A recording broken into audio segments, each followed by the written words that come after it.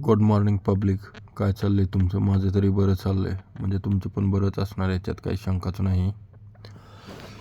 आलो ज्वारीकडे, तर पाखराची मिटिंग चालूच होती. म्हणलं बराच वेळ झाला तुम्ही काही मिटिंग संपवण्याचं नाव घेत नाहीत, चला तुम्हाला आता तुमच्या घरी पाठवतो आणि मिटिंग इथेच संपवून टाकतो. कालच आपल्या ज्वारीला पाणी देऊन झालं होतं, म्हणलं चला आता लगेच हे तोंड लावून घ्यावं, कारण याची आवश्यकता पडणार नाही.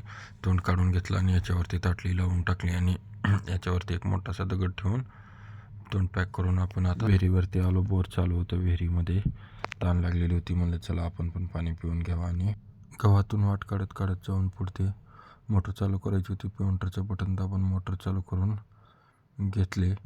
इथे आपण लावलेलं आहे थोडंसं खाण्यापुरतं घरी लसूण व बाजूला भुईमुग आहे. आपल्याला हा दोन्ही लसूण, भुईमुग आणि मिरच्या भुईट्या पाणी देऊन भिजवायच्या होत्या, जेणेकरून जास्त दिवस पाणी देण्याची आवश्यकता पडणार नाही. मग हे पाणी चालू होतं आपलं. हे आहे आपण लावलेलं आंब्याचं झाड.